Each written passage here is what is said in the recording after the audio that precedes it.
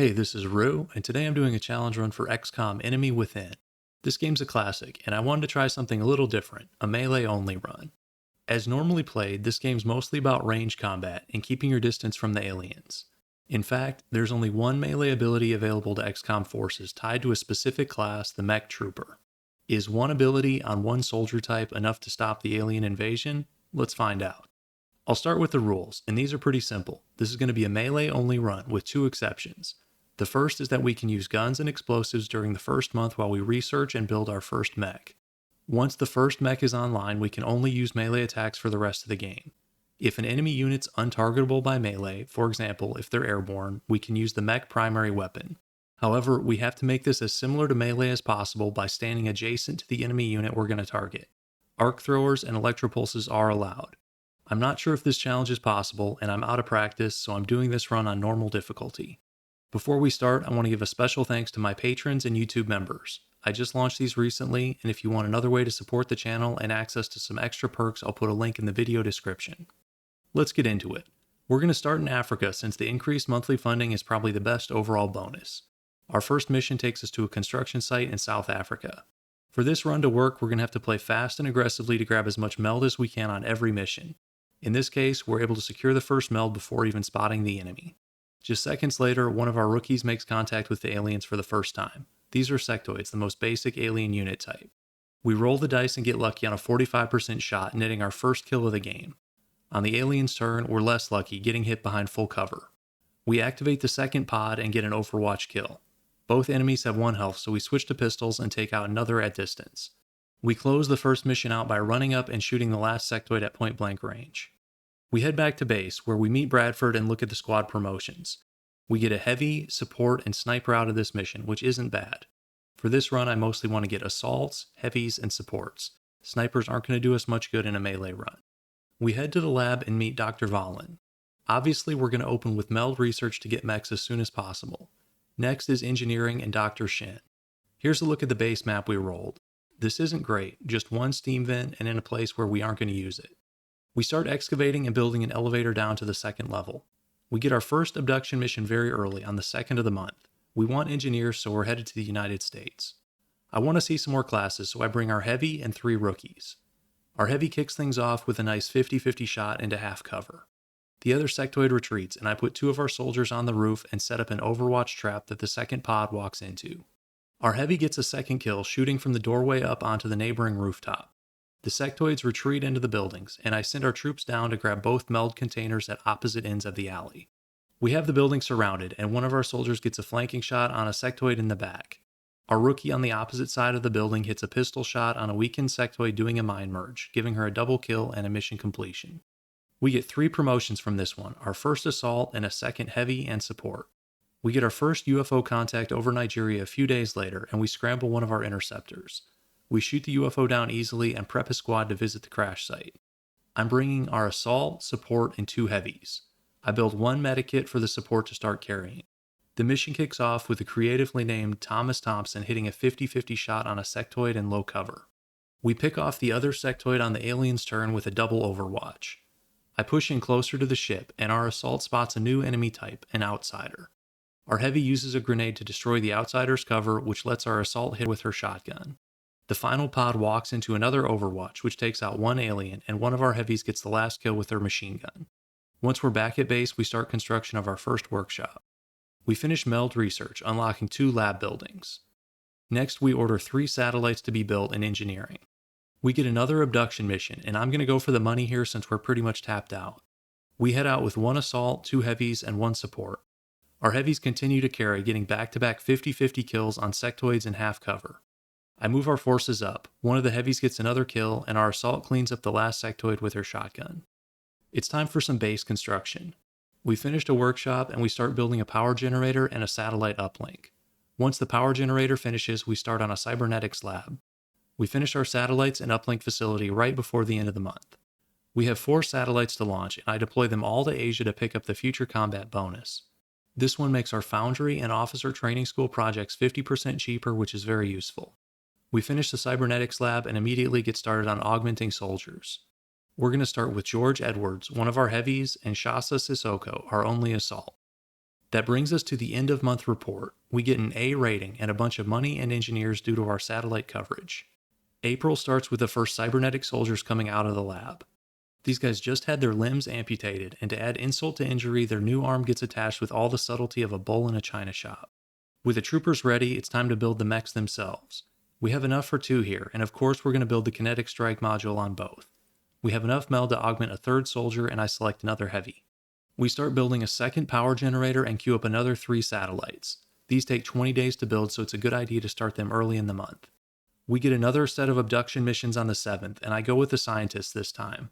I put our mech troopers in their new rides, but it seems weird to me to have a heavily armored mech with an exposed head, so I do a little customization, giving them both helmets and changing the paint up a bit. For the rest of the squad, we're going to bring 2 supports with medkits. We're now in the melee phase of the run, and these supports won't fire another shot for the rest of the game. I push in aggressively with our mechs, and we activate the first pod. It's still sectoids, but this is a pretty big mismatch. Even restricted to melee only, we have 14 health to their 3. We activate 2 more pods, so we're facing a total of 6 sectoids, but fortunately their aim is terrible and they keep missing our mechs. One of the sectoids outside does manage to land a hit for 4 damage. We're finally within melee range, and it's time for payback. Shasa walks up to the nearest sectoid and sends it flying across the room. Edwards does the same for an enemy near the meld container. One of the sectoids inside lands a hit on Shasa, and the one behind the building lands a 2nd hit on Edwards, but fortunately just for 2 damage. Shasa advances again and sends a sectoid crashing through the checkout counter. Edwards follows suit, punching the sectoid so hard that it causes a truck to explode. A mind-merged sectoid takes a point-blank shot at Shasa but somehow still misses. I've brought up our supports and have Thompson heal Edwards. One of the cool things about the kinetic strike module is that you don't have to see the enemy to use it. I know there's a sectoid behind this wall, so I have Shasa take out the whole thing. The last sectoid double moves forward on its turn, so I have Shasa come crashing through the window and send the sectoid flying into a nearby car. Shasa gets a quick heal from our other support, and then we move forward to find the last aliens. It turns out the last pod's behind us, so I bring our mechs back inside to deal with them. Edwards takes another shot from a sectoid behind a table, but on our turn we handle both easily. Shasa gets a promotion, but unfortunately the corporal tier bonuses are of no use to us since we're not allowed to overwatch at any point this run. It's time for a couple medals, and obviously we're going to choose the defensive boost since aim is irrelevant. I give the urban combat badge to both of our supports since our mechs can't use cover. We finish our 2nd power generator and get started on the 3rd satellite uplink facility. We detect another UFO over China and scramble our interceptor. This one's bigger than last time, but we still manage to shoot it down, and we send the same squad. This is a strange mission. We clear half the map and move inside the crash ship without spotting a single alien. The first alien we trigger is actually the Outsider, which lands a hit for 6 damage on Shasa, but on the following turn, Edwards ejects it from the control room. We finally activate a pod of floaters on the backside of the ship. One of the floaters hits Shasa for 6 damage, leaving her with only 2 remaining, which isn't great. At the same time, a pod of 3 thin men activates, leaving us with 5 enemies outside. I pull Shasa back for a much-needed double heal from our supports, bring her back to 10 health. The smart move here would be to hide inside the ship and force the aliens to come to us, but where's the fun in that? I send both mechs back out, and things go from bad to worse. We trigger another pod of thin men, bringing the enemy count to 8. It's the aliens' turn now, and this could be rough. Let's go through their turn. The first floater shoots at Shasa and misses. The second floater shoots at Edwards and hits for 6. The first thin man shoots at Shasa and hits for 3. The second thin man shoots at Edwards and hits for 2. The third thin man shoots at Edwards and misses. And the last 3 thin men fall back in Overwatch or something. This is bad, but we're out of heals and already within melee range, so we're just going to try to fight it out. Edwards takes out a floater with his melee attack. Floaters are an airborne unit, but the game considers this one to be landed and thus a valid target for melee. For her move, Shasa takes out a nearby thin man. I intentionally end the turn with both mechs near each other so I can have a support throw a smoke grenade to give them some extra defense. Back to the alien's turn. The floater shoots at Edwards and misses. The first thin man shoots at Shasa and hits for 4. The second thin man moves behind some low cover and overwatches. The third thin man moves back and probably overwatches. The fourth thin man moves up and takes a shot at Shasa but misses. The last thin man takes a shot at Edwards and hits for 3. Both mechs are now down to 3 health each. For our turn, I use one of our supports to break the overwatch, which is fortunately a miss. I move our mechs forward to take out a pair of thin men, and I use our last smoke grenade to give our mechs a chance at one more turn. I leave our supports in half cover without hunkering down to try to draw fire, and it works. The floater shoots at our support and misses. The first Thin Man shoots at Shasa and misses, and the second Thin Man targets our other support and also misses. The last Thin Man shoots at Shasa and hits for 2, leaving her with just 1 health remaining. Falling back's not an option, so we keep pushing forward, and Edwards takes out another Thin Man. Shasa, on death's door, makes a final charge, smashing the last floater. Just 2 enemies left, but on the alien's turn, one of the Thin Men critically wounds Shasa. She's going to bleed out in 3 turns, and we don't have any medikits left to stabilize her.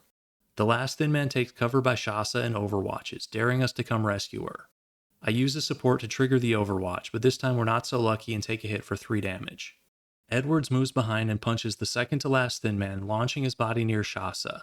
We're down to the final turn. Since our supports can't fight, if the Thin Man takes out Edwards, the mission's over and probably the run too. The Thin Man aims up at Edwards and sends his plasma burst up into the stratosphere. Edwards hops down and smashes him, ending the mission and saving Shasa. The game gives us an excellent across the board for this mission, but I disagree. I think I played that very poorly and we are lucky to come out in one piece. And our troops have the recovery time to prove it, particularly Shasa with 13 days in the medbay. Edwards gets promoted to sergeant, giving him the nickname Vulcan, which is decent. We're going to get a mix of good nicknames and terrible ones in this run. I'll use the good ones, but in the case of bad ones, I'll keep using last names. The Mech Sergeant promotion is useful since it lets us take damage control. When Vulcan takes damage, all further damage will be reduced by 2 for the next 2 turns. We sell some damaged UFO equipment for a little extra cash. We use that cash to buy some OTS upgrades, Squad Size 1, Wet Work, and Iron Will. We finish xenobiology research and move on to experimental warfare to unlock the Foundry. As soon as we start scanning, we get an immediate Bomb Disposal Council mission. The timing here is rough since 2 of our 3 mech troopers are still wounded. Still, the rewards are too good to pass up, so we put a squad together. I'm bringing our only available mech trooper, Adriana Lopez, along with a support and 3 rookies. Since none of these guys can fight, we're going to bring 4 medikits. These bomb disposal missions have a countdown timer, so we really have to keep the pace up. One of our rookies takes an unlucky hit in full cover and panics, taking a shot. Since this shot's outside of our control and missed, I don't think it violates the rules of the run. I send our mech up aggressively, activating 2 more Thin Men. I then move our support up to heal the injured rookie. The Thin Man inside the mausoleum takes a shot at Lopez but misses. As the closest enemy, they're getting an aim debuff from Lopez's body shield ability. Since 4/5 of our squad isn't allowed to shoot, I plan to use them as a distraction to take shots away from Lopez. As I walk Lopez up to the Thin Man, she takes an overwatch shot from outside, which hits for 3 damage. She then dispatches the Thin Man in the mausoleum with ease. On the alien's turn, a Thin Man comes up and takes a short-range shot at Lopez, hitting for another 4 damage. A second Thin Man outside misses. Lopez gets payback, knocking the Thin Man back into the mausoleum and creating a huge cloud of poison. Fortunately, mechs are immune to poison, so this won't be an issue. The last Thin Man behind the mausoleum repositions and hits Lopez for another 4 damage, bringing her down to 3 health. On our turn, we take out the Thin Man and position one of our rookies to heal Lopez. On the next turn, we get the heal off, bringing Lopez back to 7 health. She then disarms the bomb, ending the countdown timer. On the end turn, we get 2 additional Thin Men dropping in and overwatching. I use our rookie to draw fire, and she gets hit by one of the 2 shots. I pull our mech back to regroup and use another medikit to bring her to 11 health. I then cover her position with a smoke grenade. Lopez takes another shot on the alien turn for 2 damage, but the closest enemy misses, and on our turn we send him flying. We continue advancing, and Lopez takes another 2 shots for a total of 6 damage on the next alien turn. We're down to 3 health, which means we're once again 1 shot away from losing our mech. We take out the closest enemy, leaving just 1 remaining. The last Thin Man runs back into the mausoleum and targets one of our soldiers in low cover, missing. I bring Lopez up but keep her out of sight, tucked against the wall. On the alien turn, the Thin Man falls back and reloads his plasma rifle, but he didn't fall back far enough and Lopez is able to close the gap and end the mission. We get 5 promotions out of this one. Our support and mech get promoted to corporal, and the other 3 get assigned classes, an assault, a heavy, and a sniper. For our support, we're going to take sprinter, allowing her to move 3 additional tiles. The support tree is split between medic and overwatch skills. Since we can't overwatch, all our supports are going to be full medics. Between the last 2 missions, basically all of our soldiers are in the med bay. We just had tough back-to-back crashed UFO and council missions, but unfortunately XCOM's the kind of game that likes to kick you when you're down, and it immediately throws a very difficult alien terror mission at us. All our mech troopers are injured, so it's physically impossible for us to complete this mission according to the run rules. So we have to skip it, which causes Egypt to withdraw from the XCOM project. We finished researching experimental warfare, which lets us build 2 Phoenix cannons and equip them on our interceptors. Our next contact's a landed alien scout ship in India, and I set up the squad. We have 2 mech troopers available, 1 support, and 2 rookies. I move our mechs up and we activate a pod of 3 sectoids. On the alien turn, 2 sectoids run up and hit Lopez with shots for a total of 4 damage. Inside the ship, we activate a pod of 3 floaters. Vulcan moves up and punches a sectoid mind-merging an ally, destroying both for a nice double kill. Lopez cleans up the last sectoid. On the alien turn, one of the floaters hits Lopez for another 4 damage, while the second shoots at our troops in cover, missing them. These floaters are airborne, so we can't hit them with melee attacks, but per the rules of the run, we still have to get within melee range before we can shoot. I have Vulcan advance, and he gets hit by an overwatch shot from the 3rd floater inside the ship for 6 damage. We're close enough to the ship to also trigger the outsider here. Vulcan's at point blank range and fires a 77% shot straight up, destroying the floater. I bring up 2 troopers to give Lopez a double heal and bring her back to full HP. Lopez grabs the meld and then advances to the next floater. On the end turn, a pod of 2 Seekers activates and immediately stealth. These are flying units with a special strangle attack. Inside the ship, the outsider hits Vulcan for 3 damage and the floater repositions. Unfortunately, it chose a bad spot, right next to Lopez, and on our turn she immediately shows why. I use our last medikit to heal Vulcan for 4 hit points. On the alien turn, we get our first strangulation on one of our soldiers right next to the alien ship. The outsider fires at Lopez but misses. On our turn, Lopez gets a chance to strike back and she doesn't miss. I bring Vulcan over to help our guy being strangled, but the strange thing is we're not allowed to melee attack here. I get that punching an alien in this position with a rocket-assisted fist might not be ideal for the strangle victim, but the alternative, a minigun firing just inches from his face, doesn't seem that much better. The second Seeker comes out of stealth to start strangling another soldier, and the floater inside the ship takes a point-blank shot at Lopez, hitting for 5 damage. I move Vulcan into position, but unfortunately he has to reload his minigun. Lopez doesn't need to reload, and uses the last floater to do some deconstruction work on the alien ship. Vulcan finishes the mission with another minigun blast next to our poor soldier's ear. We get 2 promotions from this mission. Vulcan gets promoted to lieutenant and Lopez to sergeant, which comes with the nickname Molly. Apologies to all the Mollys out there, but this is not a good nickname and I'm not going to be using it. We're going to follow the same build path with all these mechs, and we take the jet boot module on Vulcan. We have enough meld for some spare mech troopers, so we augment another heavy and assault. We start construction of a foundry and grab 2 more OTS upgrades, lead by example and rapid recovery. We get 1 more abduction mission before the end of the month, and we're going to South Africa for this one. We have enough meld to build a 3rd mech, which lets us bring 3 on a mission for the first time. I customize her armor and round out the squad with a support and rookie, both carrying a medikit. We start the mission with Lopez getting a nice double kill on a mind-merged sectoid, and Shasa gets another inside the garage. O'Carroll gets hit by a close-range shot from a sectoid, a Seeker goes to strangle one of our soldiers, and then O'Carroll gets hit with a second close-range shot. Shasa helps out the strangled soldier, and O'Carroll ejects the first sectoid from the building. One drawback of taking down so many walls is that it can open up new sightlines and activate additional pods, like these 3 floaters. The sectoid misses Lopez, but one of the floaters hits O'Carroll for 5 damage. The next floater misses, and the 3rd overwatches. It's our turn now, and Lopez kicks things off by cleaning up the last sectoid. This triggers the floater overwatch, but it misses. I bring O'Carroll back in the garage for a double heal, and move Shasa to the door and have her reload.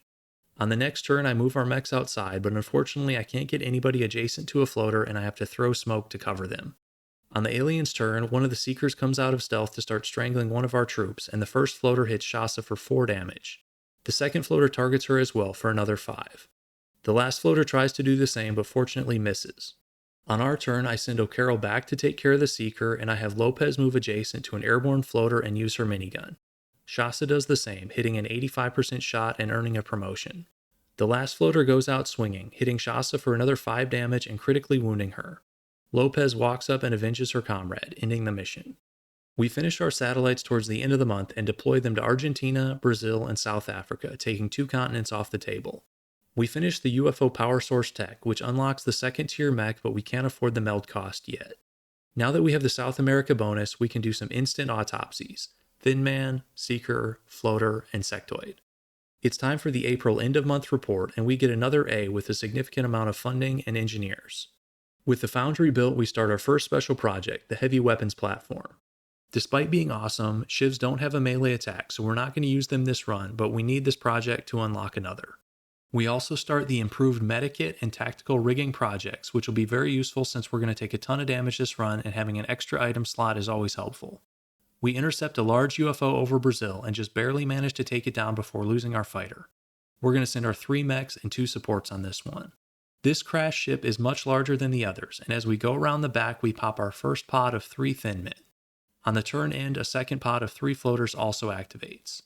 Lopez takes 2 shots from thin men. The first hits for 3 damage, but this activates damage control and causes the second shot to hit for just 1 damage, which is funny. The third thin man misses her completely. O'Carroll moves up, taking a 5 damage Overwatch shot from a floater along the way, but then takes out the first thin man. I had Vulcan up on the roof, and he drops down and takes out a second thin man. Lopez moves up and takes out the first floater. It's back to the aliens, and both floaters try shooting at Lopez but miss. The last thin man aims at Vulcan but misses as well. Another pod activates, bringing another 3 floaters to the party. We get a heal off on O'Carroll, then move Vulcan up to deal with the last thin man. I move Lopez adjacent to a flying floater, but there are some weird targeting bugs in this game and she isn't able to take a shot despite having clear vision. O'Carroll moves up to deal with the floater that's still at ground level. Since she can't take a shot, I pull Lopez back to get a heal from our other soldier in the back. It's back to the aliens. The first floater takes a close range shot at O'Carroll, hitting her for 5 damage. Another floater hits Vulcan for 6 damage. It's back to our turn, and I move Lopez directly underneath the floater. The game acts like we still can't see it, which is lame. I move O'Carroll adjacent, and she can't target the floater either. I love this game and consider it an all-time classic, but it still has some bugs, even after all these years. On the other side of the ship, I have Vulcan advance and send a floater on a high-speed rendezvous with a nearby bulkhead. I have one idea left. I have Lopez smash this wall, destroying it and finally allowing O'Carroll to see and take the shot. On the alien's turn, a floater hits Vulcan for 2 damage and the other shoots at him but misses. Vulcan moves up again and takes out another floater. I activate jet boots and send Lopez forward to the next floater. On its turn, the floater fires point blank, hitting for 4 damage. We return the favor with our minigun. There's just one enemy left. We advance to the control room, activate the outsider, and then O'Carroll sends it on its way. One of our supports gets a promotion, and we give him Sprinter. We have a bunch of stuff we can sell from this mission, netting some nice cash, and we use some of it to build a second workshop. Once we finish some excavations, we start a 4th satellite uplink and power generator. When our workshop finishes, we should have enough engineers and time to complete 2 satellite uplinks this month, so I place an order for 7 satellites, which is pretty wild. We finished the heavy weapons platform project, and after selling some more alien stuff on the gray market, it's time for our next project, Mech Close Combat. We get another abduction mission, and we're off to Germany. I bring what's becoming our standard squad, 3 mechs and 2 supports. We finished tactical rigging, so the supports are bringing nanofiber vests along with medikits. We uncover a pod of 2 floaters inside what looks to be a bank vault, and I use Gizmo, Shasa's new nickname, to open another way in. On the alien turn, we activate a couple seekers, and a floater makes the strange decision to suppress one of our supports. I move Lopez around the side of the bank to grab some meld, and we discover a new enemy type, mutons. These guys are tankier than any enemy we've encountered so far, but our melee attacks do so much damage that it doesn't matter. I send Gizmo in, and she takes care of the floater that was putting down suppressing fire, and O'Carroll does the same for the second floater behind the bank counter. Let's watch this in slow motion. This game is old, but I think the art and animations hold up well, even 11.5 years later. I group our mechs inside and throw a smoke grenade to cover them. Despite the smoke, the first muton still hits Gizmo for 6 damage, and the other activates the blood call bonus. In the back, a seeker comes out of stealth to grab one of our supports. Gizmo comes back and takes a 99% shot to get the seeker, and misses. I'm not even mad. Of all the times to miss a 99% shot, this one is pretty low stakes. I bring O'Carroll back and she finishes the job at 92%. I accidentally put O'Carroll on a diagonal here, but we had the movement points to stand adjacent, so I'll give it a pass. While we're here, I use a support to heal Gizmo. One of the mutons shoots and misses our other support that's hunkered down, and O'Carroll takes an Overwatch shot as she moves up. I get all our mechs into position and the aliens get one last turn. The first muton hits Lopez for 6 damage, and the second hits her for 3. As usual, the seeker comes out of stealth in the back line. It's back to our turn and we wrap things up. Lopez handles the muton in the back, O'Carroll gets the other, and Gizmo heads back to finish the last seeker. 2 more promotions, O'Carroll to Corporal, and one of the supports gets the hopefully ironic nickname Pox. This is our first support sergeant, and we take Field Medic, allowing her to use medikits 3 times per battle instead of once.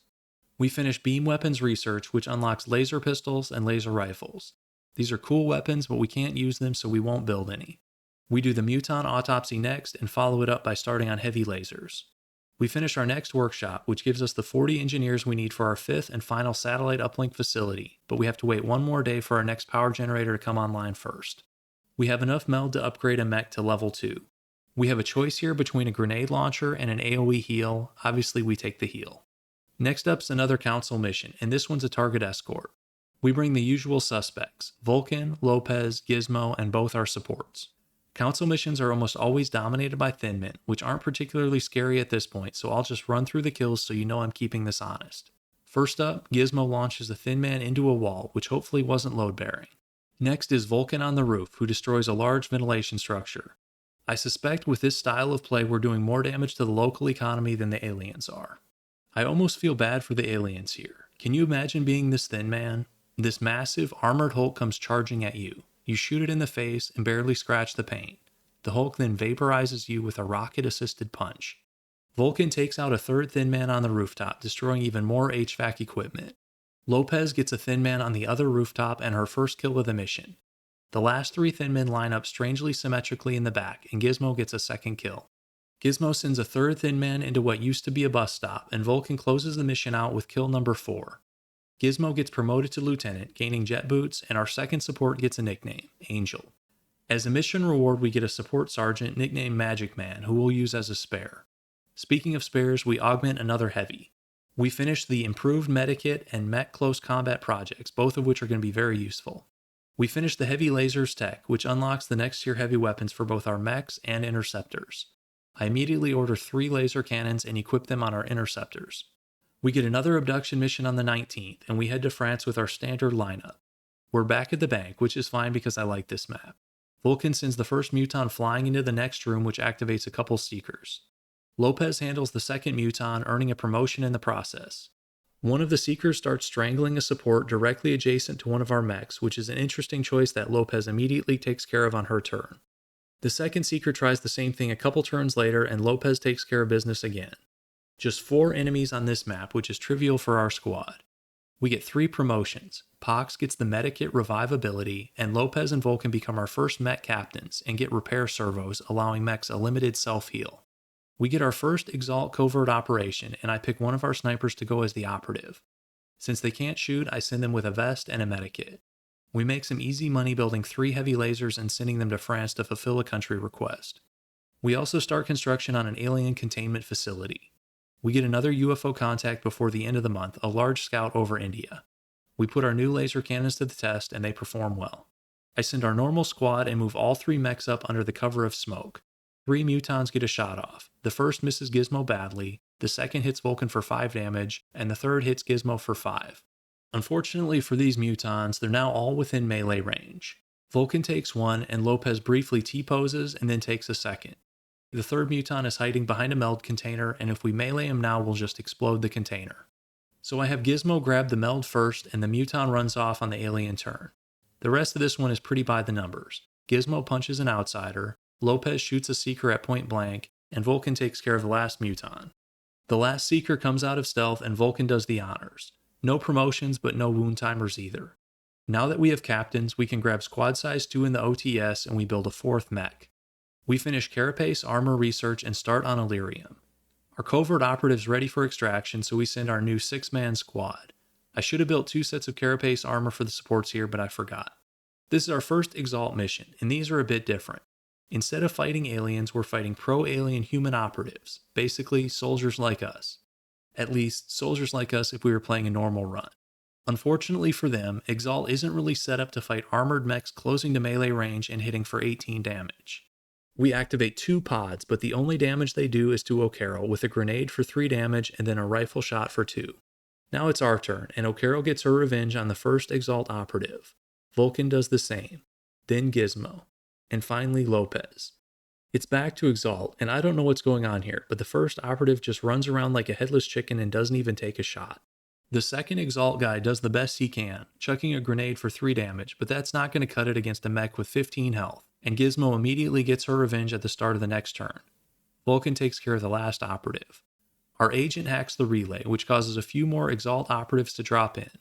Unfortunately, they're dropping into a disaster, and O'Carroll immediately smacks the first one across the map. The other operative gets all of one turn, which he uses to miss Lopez badly at close range. It's back to our turn, and Lopez makes sure he doesn't get another chance. Vulcan takes care of the third operative. Our agent hacks the second relay, which causes several more EXALT to drop in on a nearby rooftop. We're not within melee range of the rooftop, so EXALT gets a full turn while we close the distance. Here's what they do. The EXALT Heavy jumps down from the roof and misses Gizmo. The second runs inside and shoots at Lopez, but misses. The third runs inside, shoots at Lopez, and also misses. These EXALT guys are so useless this is tough to watch. They get another 3 reinforcements on the other roof, but it doesn't matter.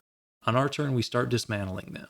Vulcan gets the heavy that dropped down, O'Carroll gets the operative in the back, and Lopez gets the one in front. Surely the next EXALT squad will do better with a full turn. The sniper starts by shooting at Gizmo and missing. The medic drops down and does the only cool thing I've seen from EXALT this whole mission, a trick shot behind the back smoke grenade to cover his buddy. I mean, smoke is pointless against melee attacks, but EXALT is really not set up to fight this way. The second medic jumps down, shoots at Gizmo, and misses. It's time to end this. Lopez takes out the medic by the truck, and Gizmo gets the second medic in the back. We can't reach the sniper yet, so he gets one more turn. Despite missing Mechs in the open, the sniper lands a hit on one of our supports in full cover. Go figure. Vulcan comes up to finish the sniper and end the mission. I'm going to cover EXALT missions very quickly going forward since they're laughably easy with this playstyle. We get 2 promotions here, Gizmo to Captain and Angel to Lieutenant. We've unlocked the Council Medal of Honor, and obviously we're going to take the will bonus since aim and crit chance are irrelevant to us. We're going to give this to Lopez since she already has pretty high will. We finish our 7 satellites and it's time for a mass launch. There are 7 countries left, so this fits perfectly, and we start by covering the US, Canada, and Mexico. This gives the air and space bonus, reducing the cost of aircraft and aircraft weapons. Then comes Europe, the UK, Russia, France, and Germany. This gives us the last continent bonus, expert knowledge, reducing the cost of labs and workshops. We order 2 additional interceptors to cover Europe and North America and start work on our first lab. Here's the May end-of-month report, another A, and the cash is just rolling in now. We're also getting 15 scientists and 16 engineers a month. We start June by building 2 sets of carapace armor for our supports and 2 laser cannons for our new interceptors. We also build a couple arc throwers just in time for our alien containment facility to finish. We finish researching Illyrium and move on to Alien Nav Computer. We have enough scientists to complete that in just 3 days and start researching a new fighter craft. We equip our supports with arc throwers and carapace armor, which looks really cool. I think the art direction and design in this game is excellent. All 3 tiers of weapons and armor look clean but distinctive. The next mission's a large scout ship that landed in Nigeria, and I send the usual squad. It's a new month, which means new enemy types, including a flying robot, the Cyberdisc. I cluster our troops and throw smoke, but the Cyberdisc has a trick up its sleeve that I had forgotten about. A spinning 5 damage AoE attack. This damages the group but also takes out his drone ally. Still, the Cyberdisc ends the turn adjacent to Gizmo, which really isn't where an alien wants to be. Cyberdiscs explode on death, causing O'Carroll to take another 3 damage. The aliens aren't the only ones with AoE abilities. I have Vulcan walk into the middle of our Met group and pop Restorative Mist. We run into a pod of mutons inside the ship and Vulcan ragdolls the first one. Lopez does the same with the second. I bring our other mechs into the ship and trigger another new enemy type, a Mechtoid. These guys have heavy plasma cannons on their arms and 20 health, so this is the first enemy we won't be able to one-shot. I bring O'Carroll up and we activate an outsider as well. This is turning into quite a party. On the alien's turn, the first sectoid falls back and mine merges with the Mechtoid, giving it a shield. 2 more mutons run in, bringing the total enemy count to 7. The muton from before hits one of our mechs for 4 damage. The Mechtoid moves to the center of the ship and hits another mech for 6 damage. The outsider shoots at Gizmo at close range and hits for 5. Now it's our turn. O'Carroll moves first and sends the outsider flying. Gizmo takes a swing at the Mechtoid, destroying its psionic shield and doing an additional 3 damage. I move Lopez up and she's able to destroy the weakened Mechtoid. That leaves just Vulcan, and he takes out one of the mutons. On the enemy turn, Vulcan takes a total of 3 shots, 4 damage from the first muton, 2 damage from the second, and just 1 from the mind-merged sectoid. These tanky mech builds are funny. In a normal playthrough, it's pretty rare to see alien weapons hitting for 1 or 2 damage.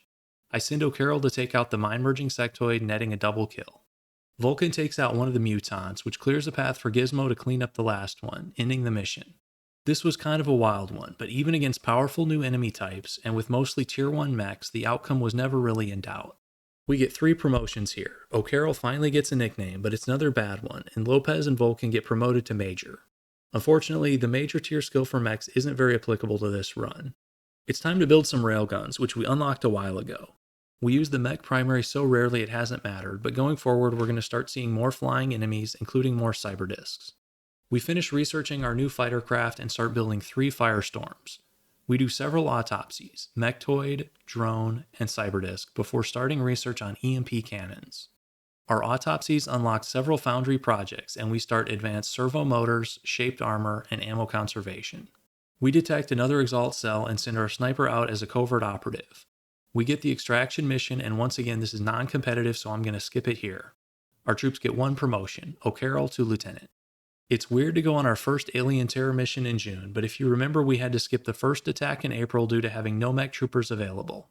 I move our troops in, and on the aliens' turn 2 pods activate, a new enemy type, chrysalids, and 2 floaters up on the roof. Chrysalids are the first melee enemy we've seen, but the aliens need to understand there's just one melee show in town, and it ain't them. I use jet boots to put Vulcan and Gizmo on the rooftop patio and move forward with O'Carroll, activating another 2 floaters. On the alien's turn, the second chrysalid takes out a civilian, and one of the floaters shoots Vulcan for 4 damage. The second floater on the roof ignores Gizmo standing right next to it and instead shoots some poor civilian on the other side of the patio. One of the floaters on the ground floor shoots at O'Carroll and misses, while the other shoots a civilian right next to them. It's time to get some payback for these civilians, starting with Gizmo. Vulcan goes next, clearing the patio. O'Carroll takes her turn, avenging the civilian by the bottom of the stairs. Lopez goes last, sending the chrysalid crashing into this poor bookstore. The civilian killed by the chrysalid comes back as a zombie and hits Lopez for 9 damage, which I think is harder than any hit we've taken from the alien so far. The last floater shoots at O'Carroll and misses. It's back to our turn, and Lopez makes quick work of the zombie. One of the nice things about the Mech Close Combat upgrade is that using our melee attack as our first move no longer ends the turn. We can use the second move for another melee attack, or in this case, I pull Lopez back for a quick heal. O'Carroll runs up to the last floater, taking it out and finishing our first Alien Terror mission. We save 14 out of 18 civilians, which isn't bad. It's really difficult to save everybody on these, even when playing aggressively like we did. We get 2 promotions here, Gizmo to Major and Pox to Captain.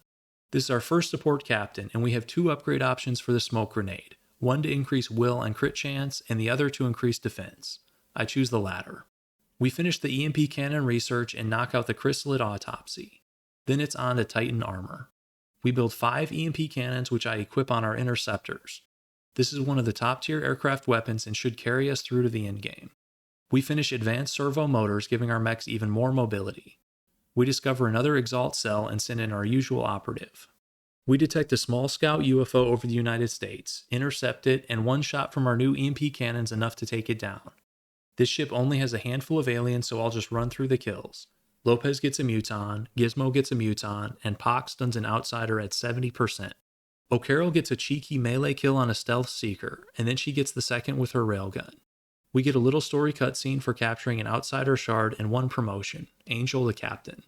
We finish our first firestorms, which gives us another short cutscene.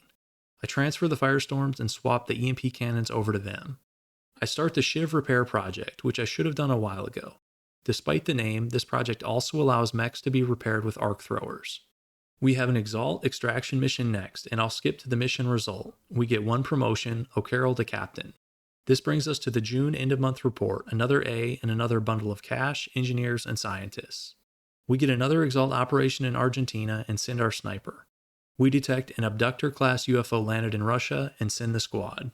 Here's the highlights. A mechtoid hitting Gizmo at point-blank range for just 4 damage, and O'Carroll proving that XCOM has the superior mechs. There are a lot of easy enemies in this mission, sectoids, thin men, and seekers. None of these are any challenge for our mechs at this point. We do meet a new enemy type, the second alien melee unit, the Berserker. Like the mechtoid, these guys have 20 health, so we can't one-shot them in melee. I have O'Carroll hit him once to get him down to 2 health, and then Angel captures him with an 80% stun. Gizmo takes out a muton, and Vulcan does the same. No promotions on this one. We have some interrogations available. First the sectoid, then the Berserker, and finally the Thin Man. We start researching the Outsider Shard, and we get the last OTS upgrade, New Guy. We also have enough meld to upgrade a second mech to level 2. We go to extract our operative, and EXALT forces have upgraded their troops with gene modifications and laser weapons. Let's see how well that works for them. O'Carroll sends an EXALT sniper through a car. Lopez takes out another sniper, earning a promotion. Vulcan takes out an EXALT heavy, also earning a promotion. Gizmo sends what I think is a medic through another car, followed by an operative. O'Carroll sends a guy into some planters, and Lopez takes out another medic. Vulcan gets another kill, then I move Angel up and use the repair shiv ability to heal 6 health. We use jet boots to get Lopez up on a billboard, which lets her handle another operative. Vulcan gets another kill on the right side of the station, which is starting to look like a war zone. O'Carroll gets another, and after EXALT gets one last reinforcement group, she has a chance at one more. Vulcan gets another medic, and Lopez gets a second operative up on the billboard. Gizmo closes the mission out, one-shotting the last EXALT heavy. We get 2 promotions out of this one. Both Lopez and Vulcan reach max rank, Colonel. One of these abilities gives our mech a free shot back at enemies, so we're obviously not taking that. The other, Absorption Fields, is very good, capping the damage our mech can take at 33% of maximum health. We finish the Outsider Shard research, triggering another cutscene. We have a lot of research available, but we don't need any of it. We're not using guns, so laser and plasma weapons are pointless. We get a Target Escort Council mission next, and considering these have mostly thin men, this mission's way below our level and there's no need to show it here. We do get 3 promotions out of it, which is nice. O'Carroll and Pox to Major, and Gizmo to Colonel. I'm going to fast forward here because I grind a bunch of missions to get meld and it takes forever. Upgrading a mech from level 2 to 3 takes 100 meld, and we only get a max of 20 per mission for the most part. Let's jump to October 1st. We finish up a last covert ops mission mid-month, giving us the location of the EXALT base in Brazil. These guys have been a joke all game, but it's time to put them out of business. We walk up to the main entrance and activate 2 pods. Gizmo opens things up, smashing a medic through a display table. Vulcan moves forward next, activating a 3rd pod and sending an EXALT heavy through another table. Lopez takes out a sniper, and O'Carroll gets an operative. I'll give EXALT a little credit. They get a nice rocket off on our supports in the back line here. Gizmo takes out another operative, and Vulcan gets a sniper. On the next turn, I have Gizmo hop down and handle another sniper, while Lopez sends an EXALT heavy through a brick wall. Vulcan gets a turn as well. We advance further into the EXALT headquarters, and O'Carroll gets a heavy. On the next turn, I have her move outside and get a sniper. Vulcan gets a double punch-off, first to destroy the wall, and then to send an EXALT medic flying. Lopez gets an operative inside, and Gizmo gets the nearby medic. This leaves just one poor sniper, and Vulcan does the honors. We get another cutscene here showing us burning the base down, and EXALT is now out of the game. Let's do another time jump to December 9th. We build the skeleton key, and it's time to assault the alien base. Our squad is all colonels, our supports are in Titan armor, and we have 2 level 3 mechs and 2 level 2s. There's another cutscene here, and it's funny to see our supports with tier 1 weapons, which I never bothered changing. Let's start going through the kills. Gizmo draws first blood, taking out a berserker. Some of the late game enemies get unique melee kill animations, which is cool. Lopez gets a muton. One of the nice things about the repair shiv ability is that it has a larger range than a medikit. See here with Angel healing Vulcan. We take a lot of damage in this run, but we have a ton of ways to heal. Mech repair servos, restorative mist, support medikits, shiv repair, and even drone hacking, but we'll get to that. O'Carroll takes out the second muton. Here you can see the repair servos going on the end turn. On the next turn, Vulcan takes out the first thin man at the top of some alien stairs. Lopez gets one of the thin men standing by the doorway, and O'Carroll gets the other. The next room has a pod of heavy floaters, which can be annoying to deal with if they take off. O'Carroll gets the first heavy floater. If they stay on the ground, we can one-shot them in melee. Lopez shoots up at an adjacent one, and we get lucky here. There's only a 10% crit chance, but she hits it for 15 damage. Vulcan melees the third heavy floater, finishing this pod. On the next turn, Vulcan melees a Seeker. All our troops are immune to strangulation now, so the Seekers just act like regular flying units. Lopez moves up to engage the second Seeker and activates a pod of 2 mutons and a berserker. I have Angel use a medikit on Gizmo, which is now healing for 10. Lopez sticks to the plan, destroying the second Seeker. As scary as these berserkers look, they don't hit that hard and Gizmo takes just 5 damage. In fact, she actually takes more damage from this muton. It's back to our turn, and Gizmo hits the berserker with back-to-back melee attacks. Pox uses a medikit on Gizmo, restoring 10 health. Lopez takes care of the muton in the front, and I really don't know why these aliens are even bothering with cover. Angel uses an arc thrower to hack an enemy drone, giving us unlimited mech healing. O'Carroll takes out the muton in the back, leaving just drones in this room. I bring Vulcan into melee range, and he takes out one of the drones with his particle cannon, which seems excessive. That's the end of our turn, but on the enemy turn, a sectopod walks through the door. These are heavily armed and armored walkers with a flat 50% damage reduction. Still, like the rest of the alien forces, they aren't really set up to deal with us in melee. I use one of our supports to bait the sectopod's overwatch shot, then I move Lopez into melee range. I have her use Electropulse, which does 5 damage and disables the sectopod for a turn. I bring O'Carroll in next, and she punches the sectopod for 9 damage. On our next turn, I have Lopez take a shot, O'Carroll take a shot, and then I have Lopez pull back. O'Carroll finishes things off with a cool kill cinematic. We get to the last room and meet our first sectoid commander. I have Lopez drop in from above and take him out before he has a chance to try any mind control funny business. There's one last drone to take out. I get Lopez into melee, and she uses her particle cannon to finish the mission. We get another story cutscene and objective here to research the hyperwave beacon. We've played so long that we're up to 129 scientists, but before researching the beacon, we autopsy the sectoid commander, unlocking psionic labs which we start building immediately. We have so many scientists that we finish hyperwave communication in a day, unlocking the hyperwave relay which we also start building. We finish both the psionic labs and hyperwave relay without incident. We go back to scanning, but we get interrupted by a cutscene. All hell seems to be breaking loose in our base. Explosions in engineering, Sky Ranger sabotage, and Bradford gets attacked by somebody who looks to be under alien mind control. It's time for Operation Ashes and Temples, in other words, the XCOM base defense. This mission's different. We start with 3 of our normal soldiers, Lopez, Pox, and Gizmo, as well as some XCOM base defense soldiers. According to the run rules, we can't use the base defense soldiers offensively. If we wanted to be cheesy, we could use them as free targets or bait, and in a strange way the game rewards you for doing so. As base defense guys die, you get reinforcements faster. But I like getting into the spirit of runs like this, and sending these poor rookies to their death doesn't seem right. So my rule is this: I can use the base defense guys for scouting, but I have to try to keep as many of them alive as possible. This one could be tough. I think enemies in this mission scale off 2 things: the rank of our top soldiers and how far into the game we are. We have a full slate of colonels and we're in December, so I think we're going to get the toughest enemies possible. The first wave consists of a Berserker, 2 Muton Elites, 2 Chrysalids, a regular Muton, and 2 more Berserkers. Fortunately, we get our first wave of reinforcements, Vulcan along with some more base defense guys.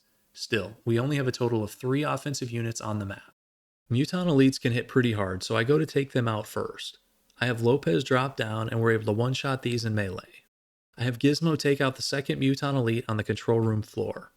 On the enemy turn, the regular Muton repositions and then shoots up into heavy cover, killing one of our base defense guys.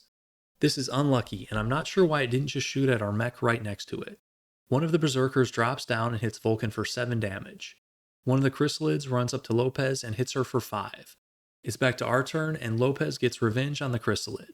Vulcan gets revenge of his own, hitting the Berserker that hit him with a double melee combo. I move Gizmo and have her take out the second enemy Chrysalid. On the enemy turn, one of the Berserkers does a strange double move by Vulcan so it isn't able to attack. The Muton does, hitting Vulcan for 5 damage. The other Berserker also attacks, hitting Gizmo for 7. I move Lopez up, and this is actually a valid tile for melee. The first punch clears out the wall, and the second hits the Muton. Vulcan uses the double melee combo to take care of his Berserker, and Gizmo does the same on her side. That's the end of the first wave. The second wave has a bunch of flying robotic units coming in the rear guard station, several cyber discs, drones, and heavy floaters. I don't know exactly where all the units are, but I send Gizmo into the middle of the building and set off an Electropulse. If I'm counting this right, the Electropulse does 35 damage and kills 1 drone and 1 floater outright. The cyber discs are disabled, but the heavy floaters aren't, and they get a couple shots off. I move Lopez up and pop a second Electropulse. Vulcan uses jet boots to jump up to the second level and take out one of the cyber discs. On the alien turn, both heavy floaters reposition inside. We get another one of our soldiers here, but unfortunately it's our second support. I like the idea of this mission, but it has some issues. I think you should be able to choose what soldiers get deployed because I'd rather have a 4th mech here. Oh well. Gizmo punches a cyber disc and Lopez does the same. It sure looks like this one is flying, but the game considers it a valid melee target, which is good enough for me. Vulcan heads back into the control center to take out one of the heavy floaters. On the enemy turn, the last heavy floater hits Vulcan for 7 damage. The aliens get more reinforcements, a berserker, a chrysalid, and a couple sectoids. I have Pox hack one of the enemy drones. It'll be nice to have an unlimited source of mech healing. I move Gizmo up to take out the last heavy floater and then use Angel to heal Vulcan for 7 health. On the enemy turn, both the berserker and chrysalid move in, but neither is able to attack, and Lopez immediately one-shots the chrysalid. I move Angel up to give Lopez a heal for 7 HP. I won't show this every time, but here's our drone in action, healing Gizmo for 3. I move Gizmo over to block the berserker. Due to her passive, she'll take the least damage from it. On the enemy turn, the berserker hits her for 6 damage, but when it comes back to us, Gizmo gets immediate payback. Lopez uses jet boots to jump up to the 2nd level and take out a sectoid. The aliens get more reinforcements, several sectoids, a berserker, a mechtoid, a 2nd mechtoid, a sectoid commander, and a 3rd mechtoid. That's a lot of firepower. This mission is kind of unusual in that the enemies will all funnel towards you, so it can be a viable strategy to camp out in the control center. But we've been playing aggressively all game, and we're going to keep playing that way. Gizmo goes out first and cleans up one of the sectoids. Vulcan's next, and he gets another. I group Lopez with the other mechs and throw a smoke grenade to cover them. This enemy turn's going to be a doozy. The first sectoid mind merges with the mechtoid, and the second runs up and misses a point-blank shot at Gizmo. The berserker runs up and hits Gizmo for 5 damage. One of the mechtoids in the back double moves for some reason and doesn't fire. The other does the same thing. I'm not sure what these guys are doing. The sectoid commander mind merges with a sectoid, and the shielded mechtoid takes a shot at one of our base defense personnel, doing 4 damage but not killing them. It's back to our turn, and I start by having Gizmo handle the adjacent berserker. Vulcan moves in next and one-shots the sectoid commander. Lopez moves last, taking out the sectoid, giving the mechtoid its shield. Angel throws a smoke grenade to cover our mechs, and Pox jumps down to give Gizmo an 8 hit point heal. On the alien turn, the first mechtoid fires at one of our base defense personnel and misses. The second fires at Angel in half cover and hits for 7 damage.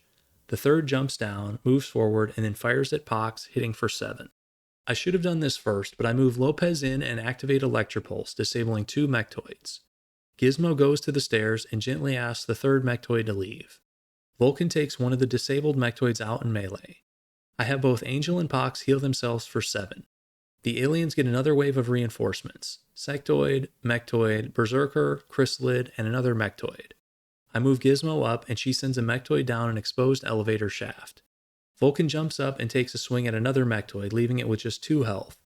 I move up a little too aggressively with Lopez here, and she takes a beating on the enemy turn. A muton hits her for 8, a sectoid misses her, a mechtoid hits her for 5, and the berserker hits her for 6. The last mechtoid falls back and hits Lopez for another 4. I have no idea why I put her here, but at least she survived.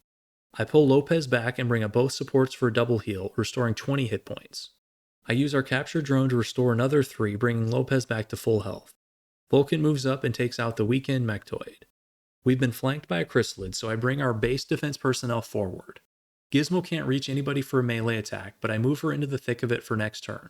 Her passive reduces damage from any enemies within 4 tiles, so she's our best frontline tank. With Lopez healed, I use her second move to advance. On the enemy turn, the muton hits Gizmo for 6 damage. The camera does a weird thing here and pulls up, but you can see the damage number. The sectoid goes next and hits Gizmo for 1. Mechtoids can shoot twice. Gizmo takes the first shot for 4 damage, but the second shot goes over Lopez's head. The berserker goes last, hitting Gizmo for another 5 and bringing her lost health this round to 16. The chrysalid is still scurrying around our backline, which is annoying since we have plenty of threats to deal with already.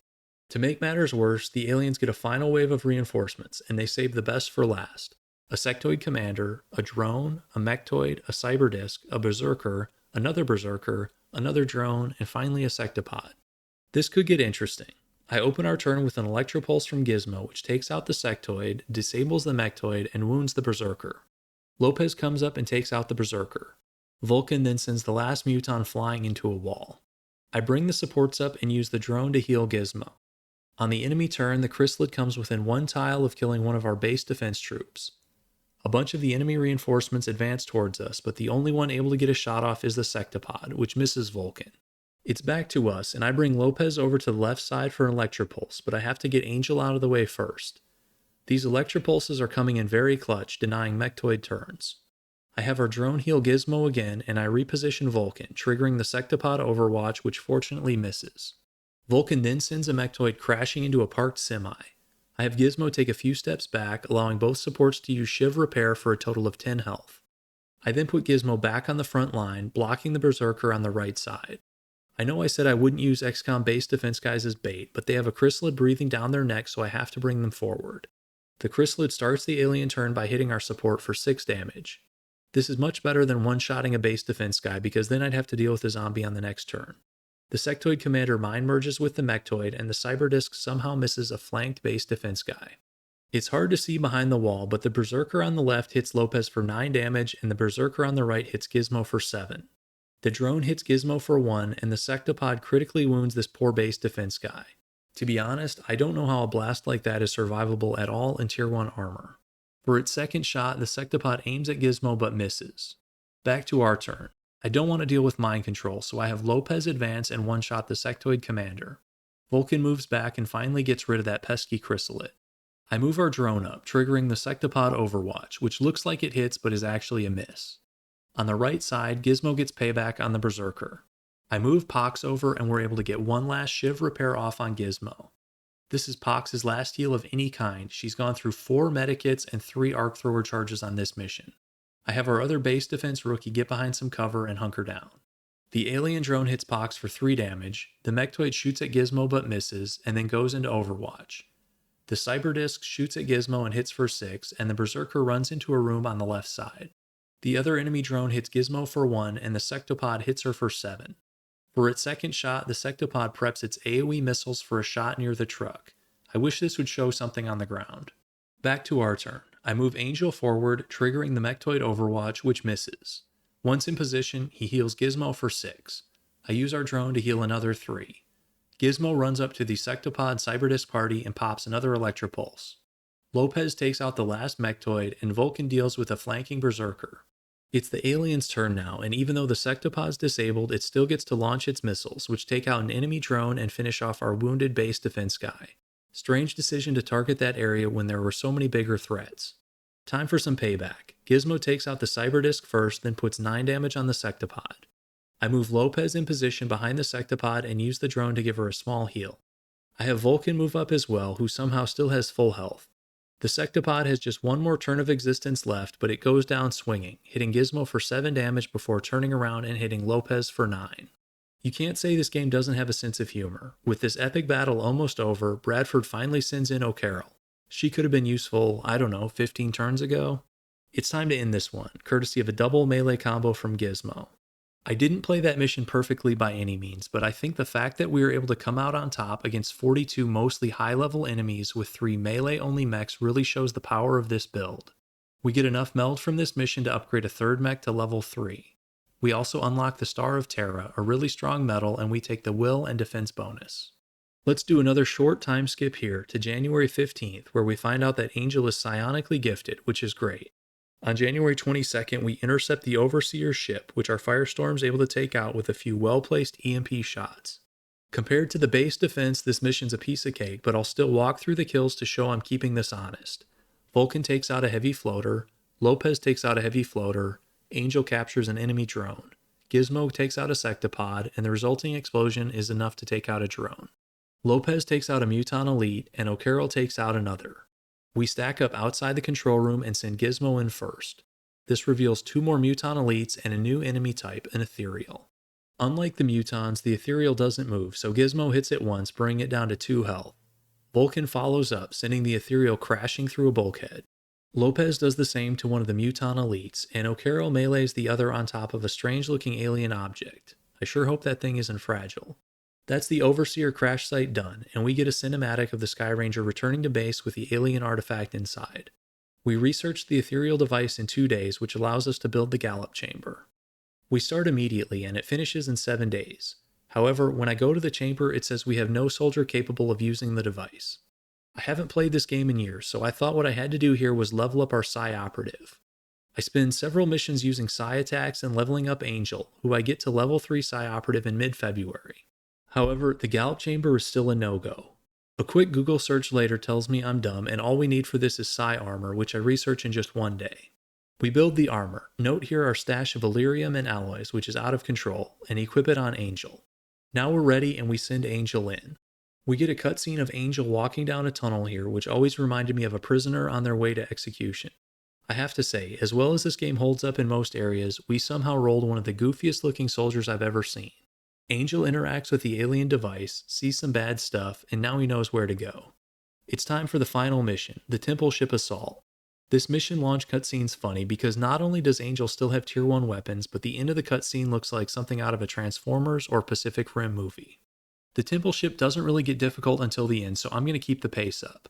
Gizmo kills a sectoid commander, Lopez kills a sectoid, Vulcan kills a mind-merged sectoid, getting a double kill, and O'Carroll gets a sectoid as well, clearing out the first room. Room 2 has a couple cyber discs on top of these platforms, and we encounter the toughest enemy we've faced so far, XCOM Pathing Bugginess. I try every angle and elevation level, and it takes several minutes to find the perfect pixel combination. But once we find a way up, it's easy. Gizmo takes out the first cyber disc, and O'Carroll gets the second.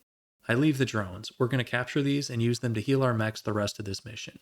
On to the next room. Lopez takes out a floater, O'Carroll takes out a heavy floater, Gizmo takes out a floater, Vulcan takes out a floater, Gizmo takes out a chrysalid, O'Carroll takes out a chrysalid, Lopez takes out a floater, and Vulcan takes out a chrysalid, clearing the room. The next area has thin men, which might as well be mosquitoes at this point.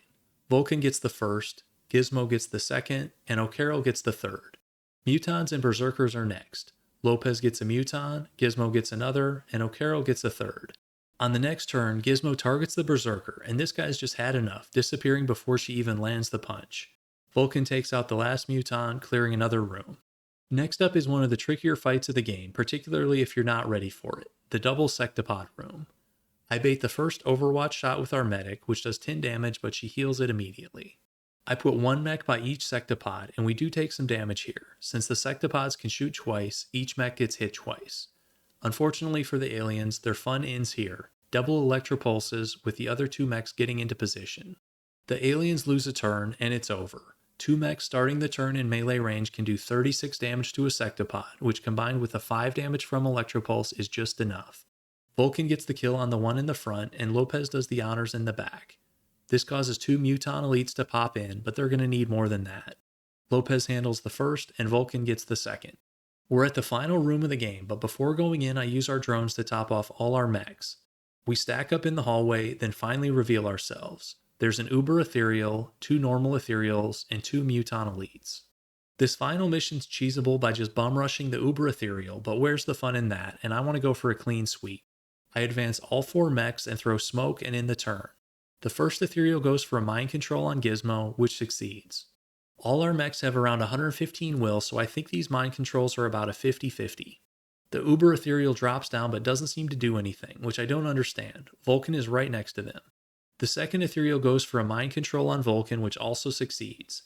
This is unfortunate. We just lost 50% of our offensive units. Are we about to lose this run at the very end? The first Muton Elite shoots at O'Carroll and misses. The second shoots at one of our drones and hits, which is fine with me. I want to get our mechs back, so I send Lopez up to convince the Ethereal to return him. The Ethereal needs a little more convincing, but O'Carroll's up to the job.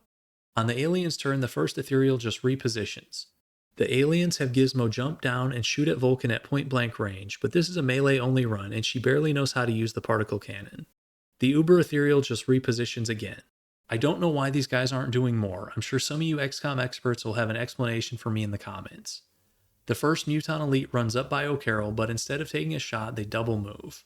The second Muton Elite shoots at Vulcan, hitting for 9 damage.